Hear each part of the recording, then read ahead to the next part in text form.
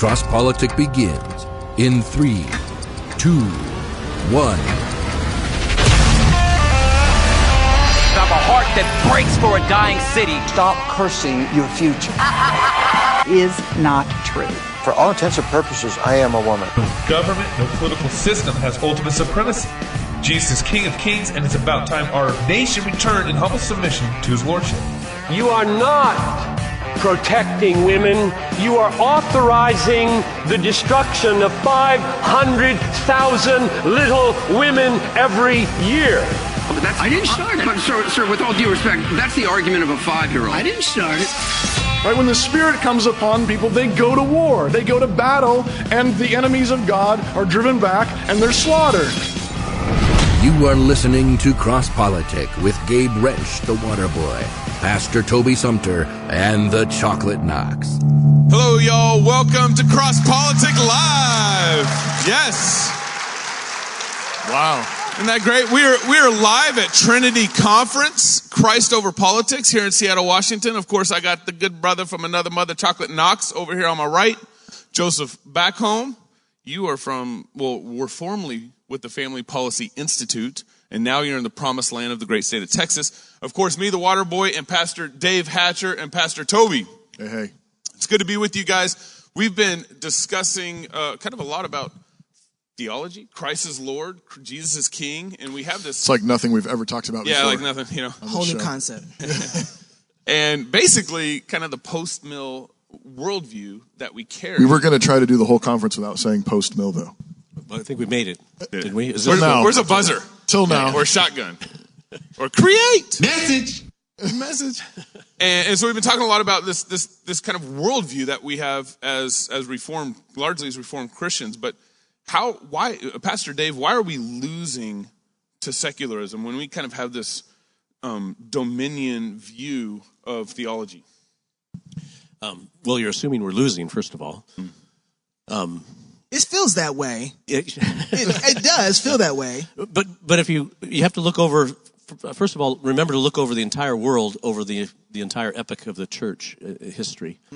And today, while we are certainly seeing the influence of the church and Christianity failing in Western culture, it is, right now as we speak, exploding throughout the Southern Hemisphere, throughout China, in the midst of all of its totalitarian rule, throughout all kinds of nations. It's doing quite well.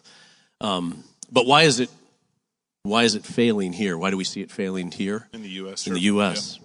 Well, Seattle. Yeah, in Seattle. Well, I think I am the problem. I think Get the rope. The preachers. I think the preachers are the problem. Because we're preaching that we're losing and we're going to lose, and we don't have anything to say or to them about anything about how to run the world, how to run families, how to run civil government, how to run the culture. We only preach about a nice Jesus and our own hearts, and it's coming true. And so, if you're the problem, or if preachers are the problem, what are you doing to correct that? In just, let's say, in your own local congregation. Yeah, invite guys like you to come and you're in trouble. Encourage and push. Uh-oh. To put it right. Yes, it's up to you guys. Well, let's end this now. Yeah. Now, Joseph, you actually worked with the Family Policy Institute here in Washington, so you actually have a pretty good take or knowledge of what's been going on. I don't know if it's a good take, but I have a take. You have a take, but you have a lot of knowledge, at least what's been going on in the state of Washington over the years. What are some of the things that you've seen and why the church is losing here in Seattle, or why we perceive the church to be losing here in Seattle? Well, my post was Washington State. The network I was working in is national, so what we're experiencing in Washington and Seattle is not necessarily unique. But and there's a lot that can be said about what's happening in the church. The most succinct way I know how to say it to start this is that the church doesn't actually believe what we say we believe, to the extent that we're not willing to act on it. we don't believe God is who he is. We don't believe that the gospel is good. Every part of it is good and applies to everything. At least we certainly don't act like it. And so we have a church that is really, in many cases, embarrassed of what the gospel has to say to the culture. And so when they're asking the question, to paraphrase Genesis 3, did God really say? We're kind of like, oh, well, I think he did, but he didn't really mean it that way. You know, and that's just kind of the posture that the church has taken for the culture. And when you're observing that, even when you're inside the church and you're watching that dialogue where you have one side that's really confident and really sure, and they're going to tell you what they believe because they know they're right, even though they're wrong. And then you have the other side that happens to be right, but is totally embarrassed of everything they say, and they say it in whispers. What side are you going to join? And that's what I think we're watching happen. Yeah. You starting to preach. I'm just warming it up. Thank Go you. ahead. Okay. Yeah, so that's what I think the problem. Joseph, you've been to a number of churches in your work, right? I mean, you would visit a lot of churches. Sure. And what'd you find? You're going to churches all over the state of Washington. You're trying, here's some initiative that we're working on. Here's, an important vote coming up or whatever. What was your experience with that? I think there's not one category. I mean, there's not one answer to that addresses everybody. There's the spectrum of churches and how they engage with the culture. On one side, you have churches that I wouldn't really consider to be Christian, and they're just kind of heretical. They're churches, but they're wrong about everything, right, including the gospel. Yeah. And then you have churches that, so I'm talking just about the domain of churches that I think are still on the reservation of Orthodox Christianity. Right. Some are so afraid that they just are ignorant. They're like, yeah, you're right, but I don't know how to do anything about that. There's others that just don't care, that don't think that it even matters. It's just apathy. Or they don't think the church should care. Or they don't, yeah, and there's some that think it's wrong to care and actually to engage. There's some that just don't even think about it at all and it doesn't matter. And then you have some that understand that it matters and they have some baseline of knowledge. But that is in my experience, a tiny sliver of the church. And just to one of those subcategories of are they willing to engage or not engage? What I found is that there is a very clear racial barrier on that line. That when I would approach, it doesn't matter if they're any kind of ethnic background, with Korean, Russian, Chinese, African American, Latino. If they're not a white church, I expect them to want to engage in the culture. If they engage politically, yeah, and they don't really even see it as political engagement. But the idea that the gospel would somehow tell you not to do that is something that they don't understand. Wow. But all the white churches have basically been acculturated to this idea that we're kind of above that, and that ruins our reputations a little bit, and so we don't go there. So it's very clear lines. Except in for my like experience. liberal denominations, though, that's not the case. They're actually engaged in all those issues, though, right? White liberals, are you saying? Or white liberal churches? Well, white liberal churches. Okay. I think, are you speaking mostly of conservative churches for the most part? For sure. Because I eliminated the heretical ones at first. Right. Yeah. Were you even you listening? Missed that. I didn't make everybody heretical. No, that's true. I just didn't put all in that category. My goodness, Joseph. Mercy. There is another line, though. In terms of engagement, where you have the churches that will say, we shouldn't get involved in political issues. None of them actually mean that. Right, because when it comes to talking about racial injustice or sex trafficking is an important, all of which God cares about. Yep. But because the progressive culture has told them it's okay for them to care about that and be Christian, then they'll care about that and be Christian. Right. But if the culture tells them it's not okay for you to talk about these things, then they won't. Yeah. It's not. So for a lot of these white churches, the issue is not cool. For sure. It's not cool to be involved in politics. So we're above this. And so what you'll find is that it's actually, it's when the culture has given them permission. They'll be like, oh yeah, we're going to do a big sermon series on racial sin. Well, I don't know if it's just not that it's cool. I think too, the people that you named usually are the ones who get affected first by the policies that are set out.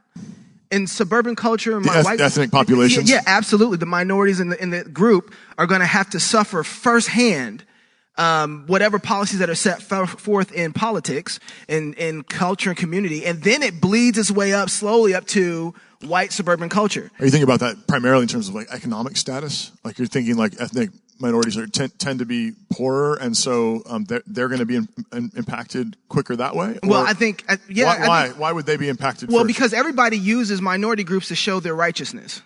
Yeah. Right. They're virtue signaling. That's exactly right. Well, and it's how you know that you're kind of doing it right too. For instance, my uncle would always say, black culture is like the pulse of America. We judge everything on how we treated black people. Yeah. So now we have Mexicans coming. Look at the homosexual movement. How do you know you're treating them right? Well, how do we do civil rights movement? What does humanity look like? Right. And so everything is gauged off of kind of that era of slavery and how we treated black Americans. So in one sense or another, we're judging our righteousness on how we treat the minorities among us, because that's how we know we're doing a good job. And so we practice on them in one way or another how we do politics for our own righteousness. Now, you can correct me if I'm wrong here, but I from especially living in those communities, we would see what those, for instance, welfare. We didn't see what that did to the white community until later, but it hit the black community like a storm and ripped and shred through it immediately. So we had to figure out now how to fix it. You mean it wasn't good for them? Have you seen the black family? Us gauging everything off how we treat minorities or the black community, we've actually, our policies have actually done harm to them, but everyone thinks we're serving them and still doing justice to them. The Asian community, in one sense or another, is a little different because for whatever reason, they've integrated into white culture really easily. It seems like everybody else kind of hasn't. They kind of keep some of their cultural norms to the point where they don't integrate very well into traditional American society. Except for driving. Huh? Do you think we apologize for Gabe. Is there some other aspect, in which a lot of these ethnic groups also, I know maybe the black community in America has got deeper roots in America, and you've got all the past sins and problems with that. But yeah. I'm thinking of, other immigrant communities, though, are also coming from countries where there's not nearly as much protection for religious rights. Well, my Ukrainian brothers, right? So they get it. They understand the influence of politics on them. Eastern Europeans, Asians, other people maybe have a little bit more experience, like up close and personal, seeing how a state treats Christians if you're not careful. And so they've just they know about it. They got families that are already in the middle of it, so they come over here and they're like, "Yeah, we got to fight for our right." If we don't engage, it's going to be like where we left. Yeah, right. To that point, in Washington has a fairly famous case of a florist, Baronelle Stutzman, who was sued by the Attorney General because she didn't want to decorate for a same-sex wedding, and however you want to characterize that, right? And some of the churches would look at that and say, well, that's just mean. You should just do that as a way of loving people. The Russian churches in Washington look at that and they're like, that's happened before. They have a point of reference when the government comes in and tells you this is what you can and cannot do in public while you run your business, and the raids that they all experience, and they're like, that's nonsense. Like, and we saw that in the Soviet Union. And we have an actual opportunity to influence this, and you're telling me we should stand down? Go away. Yeah. They're having none of that. And the idea that the gospel somehow compels them to just go along to get along, even while the government comes in and tells you how to worship God, that's just a foreign concept to them culturally. Wow. But isn't our problem? Okay, so we see this as being wrong, Joseph, but let's face it, in Washington we're way outnumbered. Here in Washington, it's just, pretty much liberal promised land. And there's 5 Christians. I feel like you're setting me up. I think all the Christians in Washington State are in this room right now. Well, not totally. Okay. Not totally. But no, to your point, and actually a lot of people feel that way. There's a strong temptation not to get involved, not even fill out a ballot because it doesn't matter. We look at the presidential election, there's 30 million votes cast for president every 4 years, and we look at that and say, do I actually make a difference? And mathematically, you can make the argument that maybe you don't. But the impact of that is when you just withdraw totally. What happens at the local level, and that's really where I spent all my time in policy, a handful of years ago in Washington State. The balance of power in Washington State was decided by a single election in Vancouver, Washington, that was determined by 76 votes. And that determined the balance of power of the Senate. And for 4 years, that meant that the LGBT lobby and Planned Parenthood couldn't get what they wanted in an entire state that really was pushing that way because of 76 votes in Vancouver. Now, there's more than 76 people in this room, and almost every church in the state can influence 76 people. But what you have is a bunch of people who could make the difference in a whole slew of, you can take over any school board you want. Mostly. Downtown Seattle's a little harder, but in most cities in America, if the 4 biggest churches in that community got together and ran a slate of candidates, they could dominate the school board. The only reason they don't is because they don't try. And so there's a ton of things that are happening locally that we have, even in Washington, have a ton of influence over. Could, if we tried, but we've just decided it doesn't matter because we look at the 120 million votes cast for president and I can't do anything about it. Okay, so help me out here. If you were thinking strategically about how to be effective as a Christian right now, right here, where would you put your energy at? Well, I believe, the church could change the political culture of the country if everybody gave 10 minutes a year to the cause. That's what I always asked for in my last assignment. 10 minutes? 10 minutes a year, because in 10 minutes a year you can do 2 things. You can fill out your ballot and you can contact your legislator at least once a year. Most people haven't contacted their legislator ever. What's about half the people in church vote. And if everybody decided, okay, I'll give 10 minutes a year to my cultural stewardship, then everything's different all of a sudden. And you haven't even convinced anybody else to change their mind. All you've done is stewarded the influence that God has currently placed in the lap of the church, and everything from the school board to potentially the presidential elections look different. So I get filling out the ballot, but what do you talk with your legislator about? Well, it depends on who your legislator is. There's some very hard hearts in the legislature, for sure. But I think with pastors, and I've talked to pastors about this a lot, is just be a pastor. Don't go there as a political activist. Just say, hey, we're serving the same community. You represent me. This is what we're about. While you're gone at the Capitol, can we mow your lawn? Can we help your family? Can we pray for you? Just be a pastor. Vody was talking about this. We interviewed Vody in Florida, and he said, it was something so simple as praying for our local government, our sheriffs, our judges, and people there. We started to get letters back saying, I'm so grateful. And I think it was 4 judges that said on their local judges started coming to the church because of that. And so it's amazing just being a simple influence of prayer. Right. Imagine that it would be effective. It's weird because, the church, the desire not to be co-opted, not to co-opt the gospel for political purposes. As a result of that, the only other place we avoid intentionally, like we do the Capitol, is strip clubs, right? It's strip clubs and the Capitol. We just don't go there. We just don't do that because we're Christians, right? Wow. And that's kind of, we intentionally withhold the gospel from them. When we talked to Mike Giroux, he's the C12 network CEO. CEO of C12, Christian Businessman Organization. I was shocked. This is one of those interviews. Gabe sets up interviews for us. And sometimes Chalk Knox and I, we just sort of, we're like, why? They got to make it work. What were you thinking, Gabe? And I confess I did that with Mike Giroux, and he gets on the phone and just blew my mind. He's from San Antonio. This is right in the whole Chick-fil-A thing blew up, where the San Antonio City Council decided to kick Chick-fil-A out of the airport. Yep. And it was in the courts. And Mike Giroux was like, I've been on the phone the last couple of days with San Antonio City Council members, explaining to them why this is horrible for San Antonio, why it's horrible for the Christian community.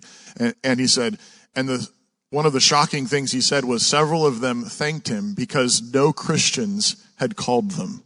No Christians. They didn't even know they existed, and didn't know. You can say maybe they just said that, but they should have been inundated with Christians calling them, sending them notes saying, "Please don't do this. This is not good for any of us. It's not good for the city."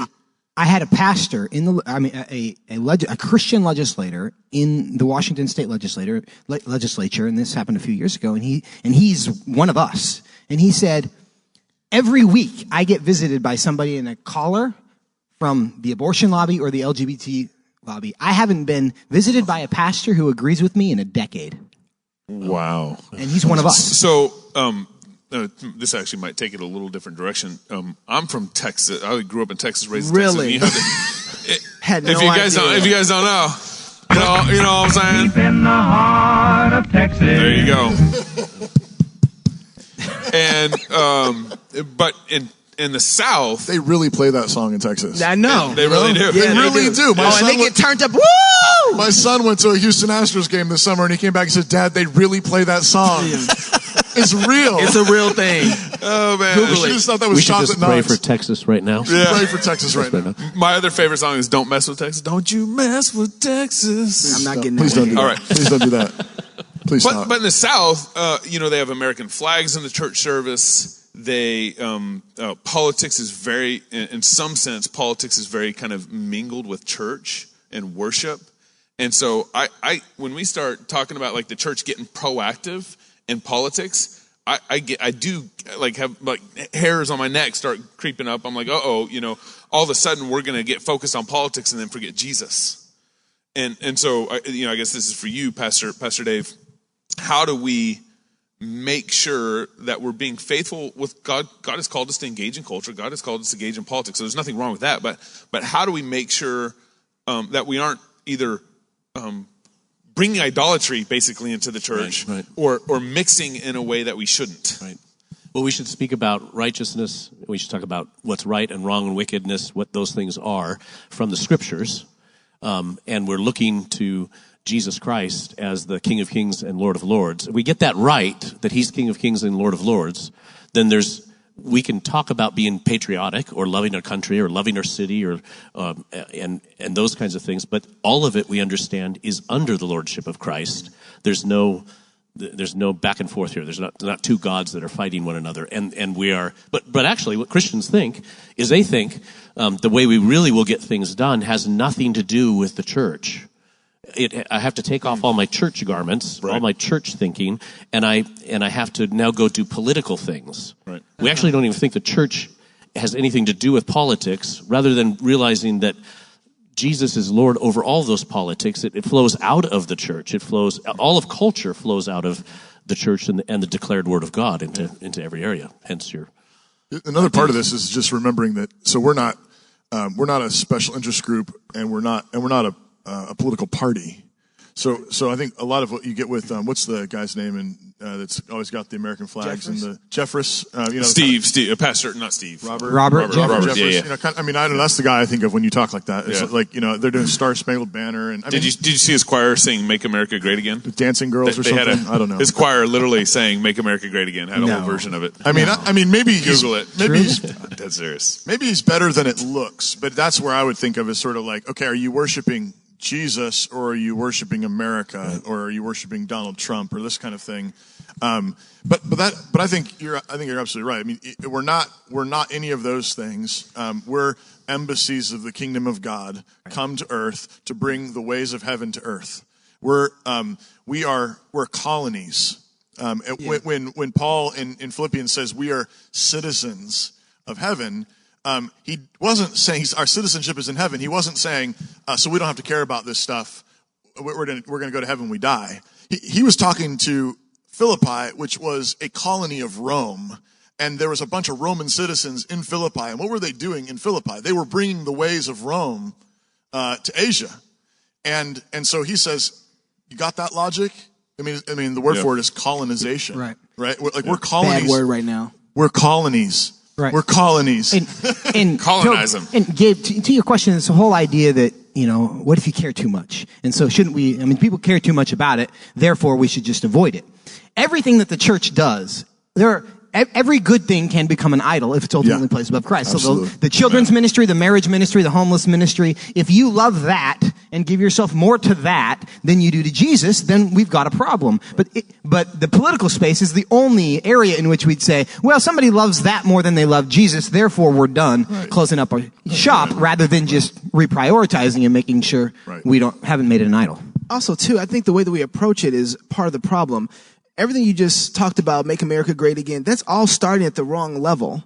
When you start thinking about it at the local level, and you start working from the just basic representation at the very local level, city, county, city council, sheriff, mayor, at those levels, represented at that level, then the worship issue is just like, it kind of goes away. And Make America Great Again isn't entering your mind as you're talking to the local guy. Now you start talking about the president and the governor. That changes things a little bit. Yeah, because you don't hear songs about "Make my city great again." Right.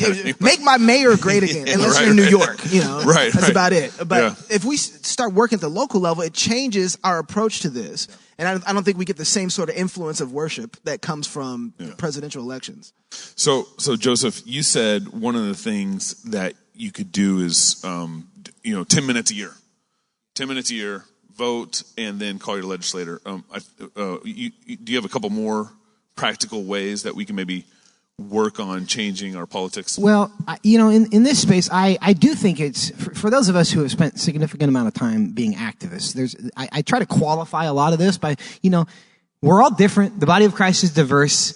There's a lot of good work that's happening in the church that I'm never going to do, and I want it to be done. So for those of us who have a burden for this, I'm always careful to project what God has called me to do onto you, and therefore God has called you to do this. So really my primary objection is against this idea that it's okay to ignore it. Because not everybody is supposed to be a political activist. Not everybody is supposed to run for office. That's just not who God, and some people are so incredibly uncomfortable in those situations, and they really do need to rock babies and comfort people in another way. Absolutely. But everybody has to be a steward of the things that God has given them, and as citizens of the country, we all have authority to steward. And if we all just did a good job, and that's why you can do that in some way in 10 minutes a year. But some of us, God gives you opportunities, God gives you gifts, and we're tempted to stay out of that space because we're told it's dirty, it's not holy, it's not ministry, whatever those things are. And what I'd like to see happen in the church is that the people who feel a calling to that is that the pastors affirm that. That is from God. If God's laid that on your heart, go, because that is a legitimate ministry of the kingdom in the culture. So go. It's not to say everybody has to do the same thing. We can all do 10 minutes a year, but you can also do 10,000 hours. Yeah. Right? I wonder if there has to be a lot better teaching in the church about how to be involved and think about even the local politics. In one of Toby's talks, he was actually making a case from the Bible that the Bible teaches us about property taxes. Like, it's in there. Mm-hmm. Well, how many Christians would ever think that property taxes or property tax issues is a biblical, is something the Bible talks about, or something that Christians should think about as Christians? Right. We don't talk that way. We don't teach that way. And so I think it makes it harder to get the individuals within the church to think about acting as Christians even at the local level, because they don't think the Bible is speaking to anything at the local level. I've thought I've seen the guys down in Phoenix. We were down in Phoenix at the Apologia Reform Con last week, and some of y'all are familiar with them and maybe seen some of the videos they've done. But over the last year or so, they started going to their local city council and asking the city council to end abortion in their city. I think it's wonderful. It's great. The thought that immediately occurred to me, and I mentioned this to Jeff a number of months ago, was, actually, what would be wonderful is not only on that issue, but what if pastors and Christians were going to the city councils a lot more regularly, and just teaching them. Even just doing short devotionals. You may not know this, but the Bible actually teaches on property taxes. Right. Here are some principles that are given in the Bible, and here's why they're good. Here's why they make lands prosperous. Not only are they from God, but they actually make fiscal, economic sense. Here's why. This is what God says about marriage. This is what God says about gender, sexuality. But they never hear from us. Right. First of all, they don't know what we think. Are they? Some of them not going to like it, yeah. But there's going to be some people that are going to be really encouraged by it. Some of them, I'd never heard this before. But I think we could do a whole lot more in just teaching, and recognizing, hey, we failed to do this, so here's some remedial lessons. And you should have known this a long time ago, but you didn't, and this is our fault, and we just want to let you know. Jesus literally said to go teach the nations. Yeah. Right now, it scares me what pastors would teach if they had to go and do that. Just to be honest with you, I know. Might not want them doing it, because we need a revival. But they're doing it. You said a minute ago that it was people in collars. I'm assuming you were talking about liberal Christians and, for sure. and Roman Catholics and stuff like that who are going in there. Heretics. There's some really good Roman Catholics though on our stuff. So there really are. They're what? On the political issues, the Catholic Church has been a huge ally on a lot of the cultural stuff. Yeah, no, but I'm just saying, like, the liberal bad pastors are already going. Yeah, they're there. And already blessing the abortion clinics and doing all the LGBT stuff. Because what happened is, I don't know if it was Jerry Falwell or whenever it was, is that the right was tired of being labeled as the moral majority. All you care about is politics and not the gospel. And so they overreacted by totally abandoning the premises. The left got tired of being referred to as all these God-hating secularists, so they went and found every caller they could and drug them into the Capitol. And so it's just a complete misrepresentation of reality, but they prioritized it while we fled. Right. And that's basically what's happening. They don't have a vision of a sort of normal, functioning conservative pastor who doesn't have horns and a tail. And though I will say, especially in Washington State, there's been significant improvement. Like this, the situation today is not like it was 10 years ago. There are pastors who are doing that, who are showing up, who are building relationships. There's just not nearly enough, and it's just not on the radar of most people. And if every pastor adopted a single elected official. If every church adopted a single elected official at some area and said, we're going to minister, we're going to send you a card every 6 months, tell you we're praying for you, that would just, what that would do to our, to the every governmental building in the state and in the country. Wow. Because nobody hears from them, and they don't hear from the church unless somebody's really mad at them about something. So then do we just elect them and then go away? Well, we usually don't elect them. We just go away. We don't even do that. Even at that point. We just ignore the whole scenario. So Vody, you brought up the Vody interview, and one of the things that their church did locally was this in Houston. They would pray for, they would pick an elected official that they'd pray for at their elders meeting, and then they would send a card to that official.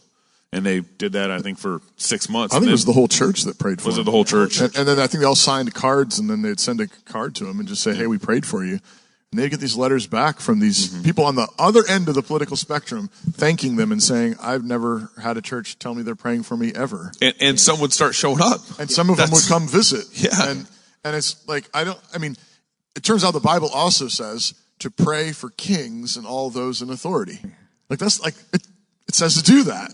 And I think it's kind of rare. I mean, the churches that even do pray for those in authority, we rarely pray for them by name. And maybe if you do, it's Donald Trump. Yeah. It's whoever the president is. Starting at this level again. Yeah, right. But it's like we ought to be praying regularly for our city council members, our county commissioners, our mayor, our local county judges. At church. The church. And we ought to be developing relationships with them. Yeah. I want to go back to what you were saying earlier about the split that happened between, you have the social gospel that came out, and evangelicalism basically said, no, it's about the gospel. And so they started swerving off to only being gospel. We need to preach the gospel, preach the gospel, preach the gospel. And the split happened between gospel has influence in culture to just preach the gospel. And these other groups, these liberals over here, took it and said, we'll just do all the social stuff then.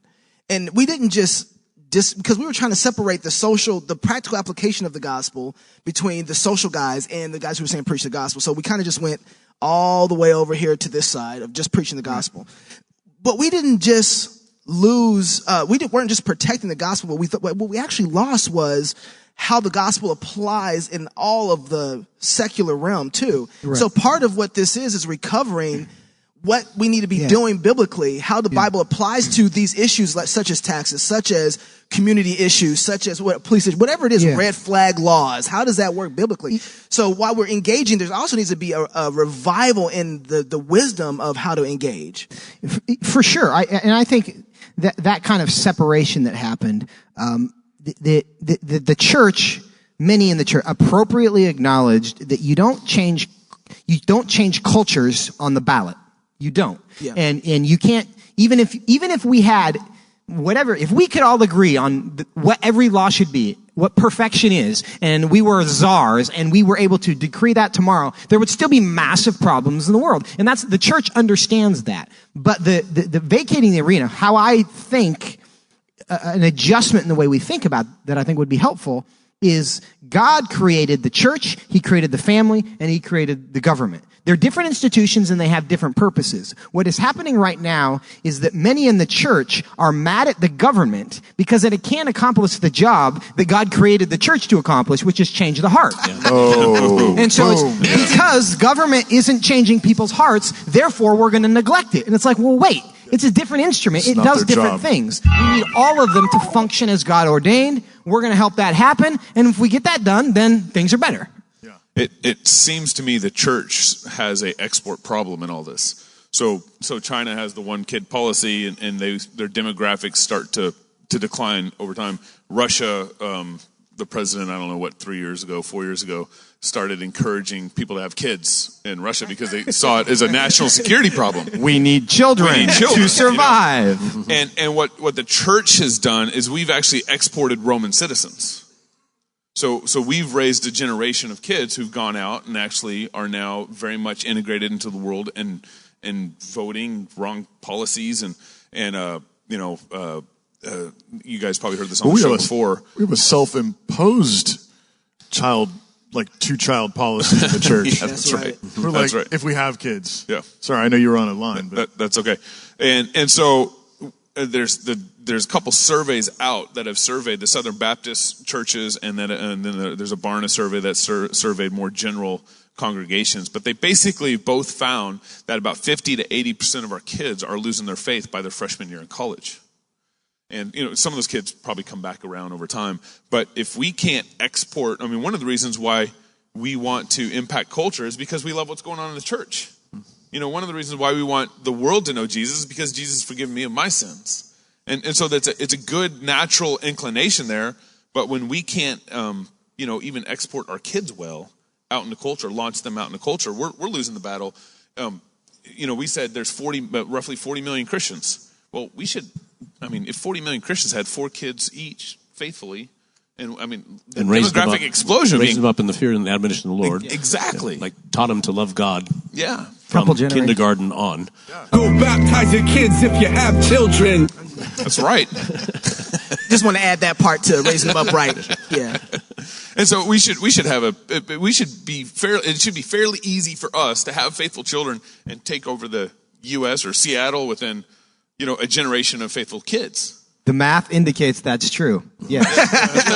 It does. So something's amiss. Part of the point that we've said this a number of times on the show, but the founders of the American public school system explicitly, John Dewey and others, explicitly said the plan is to get the children so that we can get them away from their families and their churches, away from their dads and their pastors. That's right. In order to train them up to serve the state. Yeah. That's what they said they were going to do, and lo and behold, they have done it. Yeah. Just right on schedule. And Christian parents are the fools who keep sending their kids to Caesar and wondering why they keep turning out like Romans. Mm-hmm. That's what we're doing over and over again. On the flip side, I would say I think one of the most powerfully political things then parents do is get your kids out of the public schools. Classical conversations, your homeschool program, your classical Christian school, getting them out.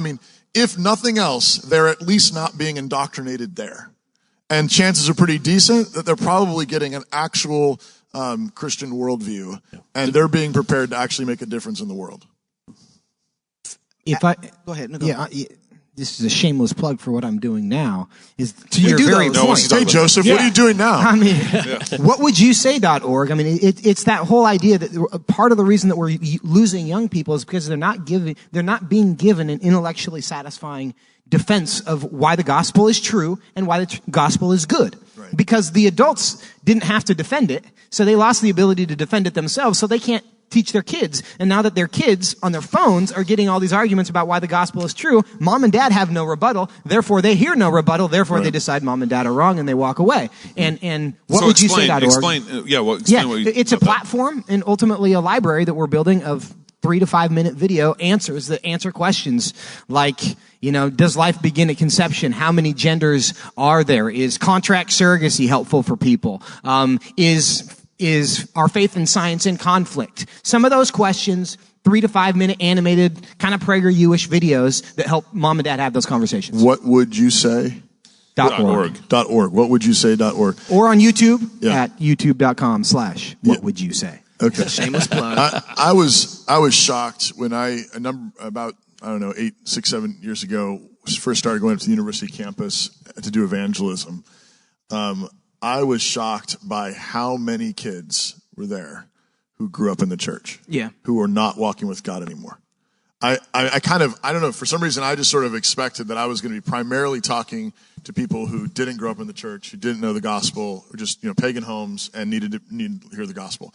I would say easily over half the kids, and that's not a scientific sample, but I mean, I just walking up to people, talking to people, easily over half of them had grown up in a Christian school, had gone to a youth group, had grown up in some kind of church. They came to college and they said, I used to believe, I took some science classes, learned that, that evolution is true, and so I don't believe anymore. Which just kind of blew me away, and then I realized, so I'm here for Christian kids. I'm here because the Christian kids weren't equipped for this. And so, number one, they weren't equipped. They didn't have the answers. They weren't ready. The answer to, we evolved from monkeys, billions of years ago is just a belly laugh. Right? That's the stupidest thing I've ever heard in my life. That's ridiculous. Yeah. But they're they get catechized and they're terrorized by these people. But science says, science shows. It's like, no, it doesn't. You're making this stuff up. It's absolutely ridiculous. But they don't have that kind of courage. They don't have they don't have the answers. But I think that's part of the problem though is that we also don't realize how militant they are, and I think particularly in universities at the college level. I think there's a rare kid that can go up and go to the university and come out better. Mm-hmm. I think most Christian kids that survive the university system barely survive, and they're not better for it. And the rest of them lost their faith.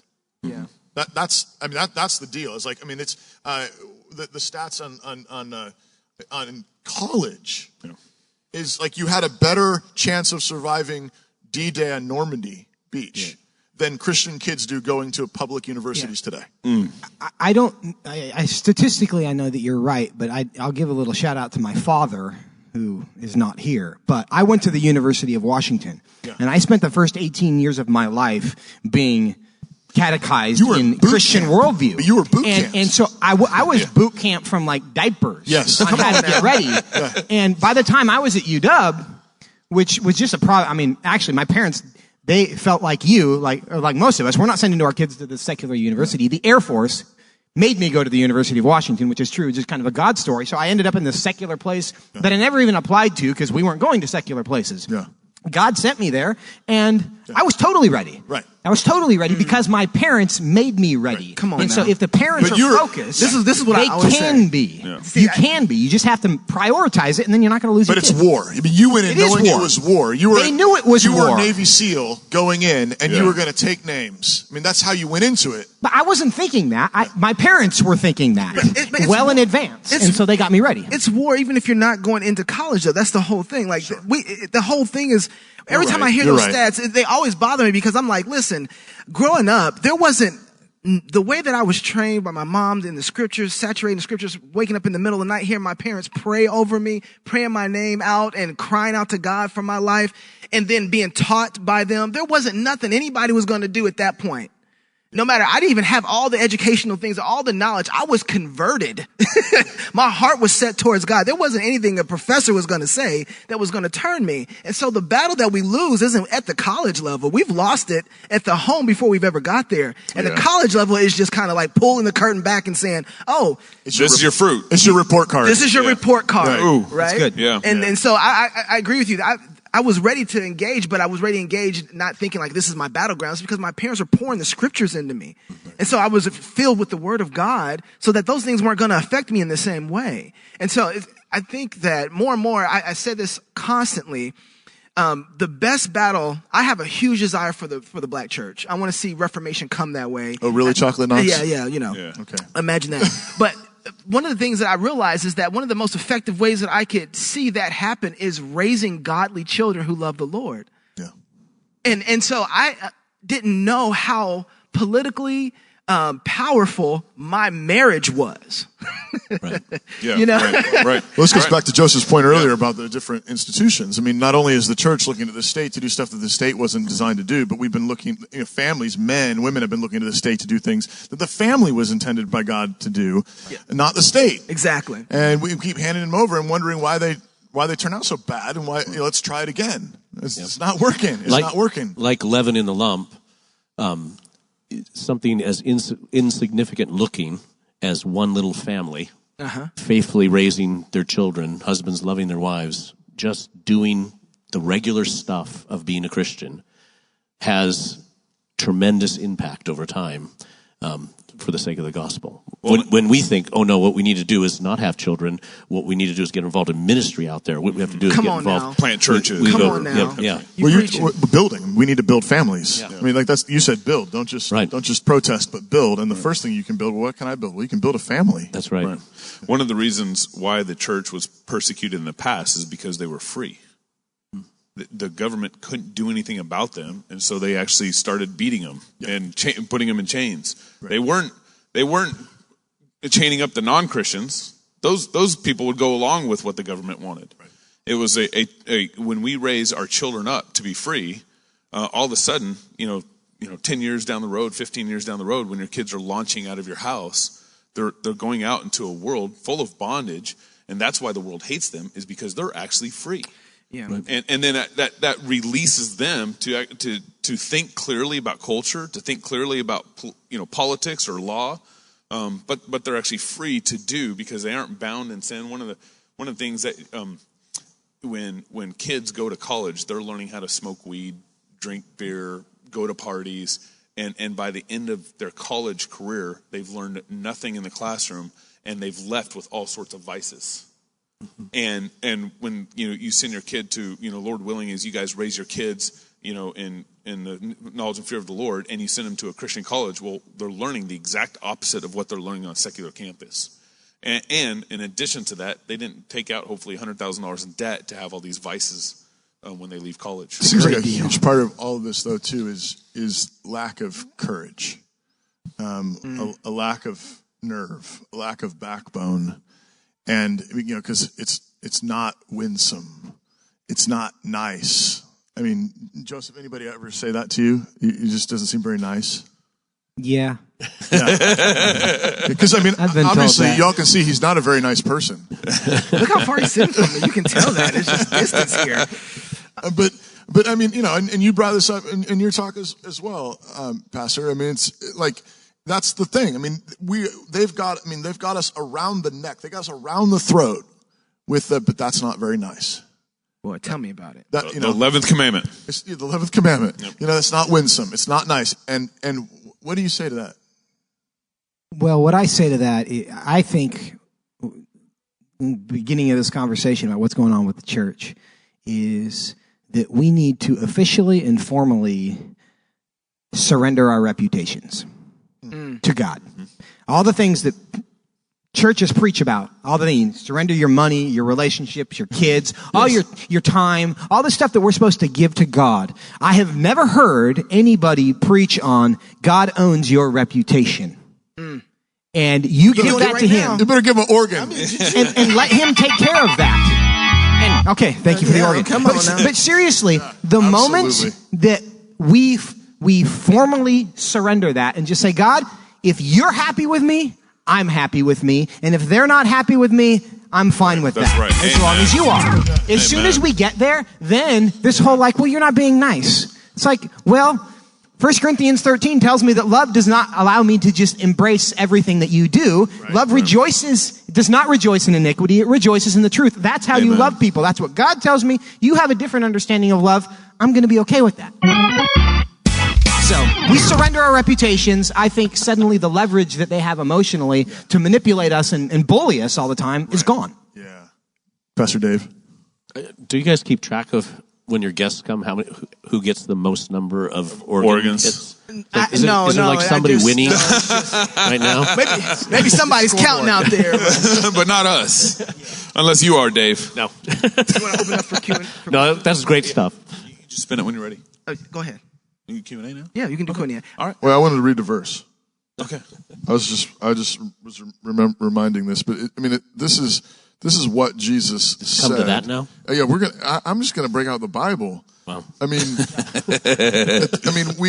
Beatitudes. Blessed are you when men. Blessed are they which are persecuted for righteousness' sake, for theirs is the kingdom of heaven. Blessed are you when men shall revile you and persecute you, and shall say all manner of evil against you falsely for my sake. Rejoice and be exceedingly glad, for great is your reward in heaven, for so they persecuted the prophets who were before you. I mean, the other place he says, woe to you if all men speak well of you. I mean, sometimes I've said, Jesus requires us to love our enemies. And you hear a lot of people say, like, you gotta love your enemies, you gotta love your enemies. Yeah, right, okay. And I just want to say sometimes, okay, so tell me the names of your enemies. The people who hate your guts and want to kill you. Yeah. What are their names?